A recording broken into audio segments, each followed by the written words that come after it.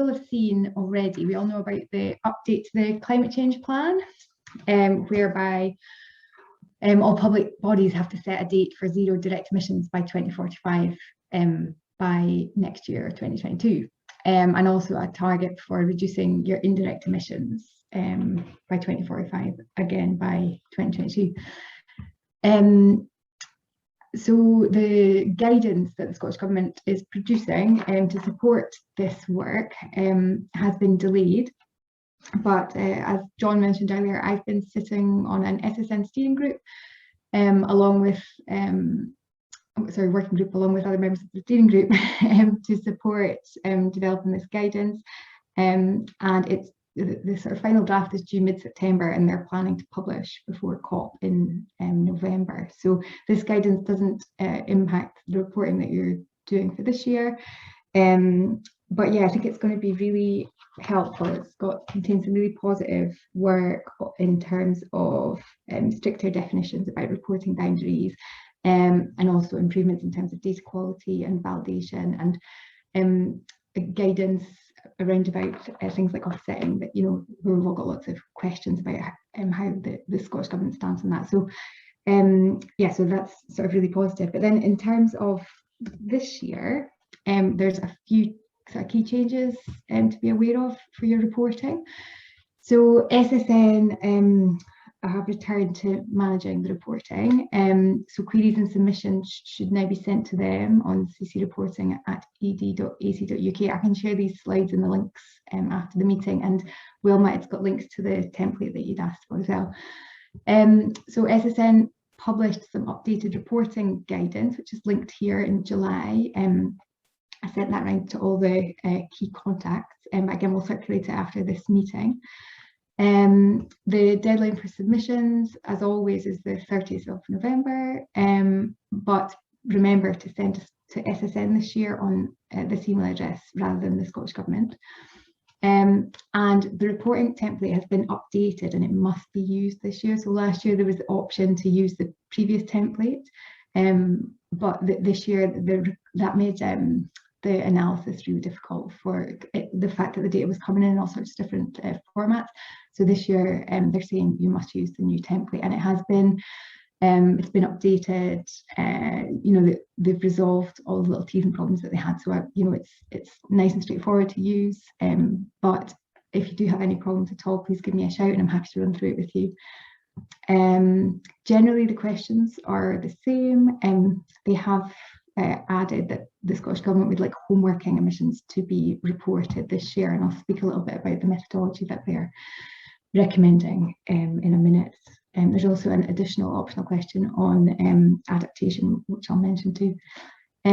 So for the reporting template, as I said, it's available to download on the SSN website. It's just an Excel spreadsheet, pretty straightforward to use. One thing that's really important is in part 1 about the profile of the reporting body. You need to remember to select the correct reporting period for your organisation. Now, I know that most of us use the academic year, but there are some institutions that use a traditional financial year or a calendar year. And it's important to select the correct one, because this then sets the emissions factors that are used in your calculation in the tool. And those using an academic year will get a different emissions factor from financial or calendar. Just because the majority of the data, the emissions factors are published for calendar years, and the majority of the data is collected in a different year depending on which reporting period you use. And as I mentioned already, so there's been an optional question that's been added in part 4 on how your institution is contributing towards the delivery of the second Scottish Climate Change Action Programme. I believe that's it's only going to be a question for 1 year, and then from next year, that question is going to be, that data is going to be collected in a different format. So that's just something to be aware of. That's in part 4. Then for the homeworking methodology, so obviously because of the restrictions and the lockdowns and so forth, a lot of the sector has been working from home this year. And the Scottish Government quite rightly has asked that public bodies include an estimate of those emissions in your submission.